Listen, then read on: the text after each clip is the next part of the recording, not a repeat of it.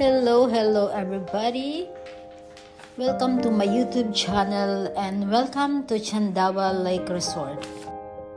This resort is located in Sitio Bato, Cavinti, Laguna. Sa mga nature lover, ito yung the best. Ang ino-offer nila dito ay overlooking view lake. Ayan po yung may mga maliliit na bahay na pwede nyong i-rent. Pwede din po kayo mag-fishing, boat. Meron din po silang overnight dito. May camping. Pwede kayong may kayak, boat ride.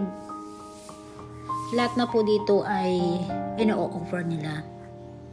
So, ito po ay good po sa mga senior din, sa mga bata. So, napakaganda po dito. May restaurant din po sila na masasarap ang luto. Then yung lahat po ng mga tauhan nila ay napakababait. Ayan, super linis din po.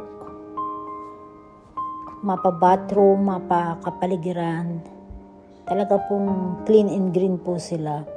Then, yan po makikita nyo. Yan yung red na yan. Ayan yung bathroom. Ayan po yung lake overlooking.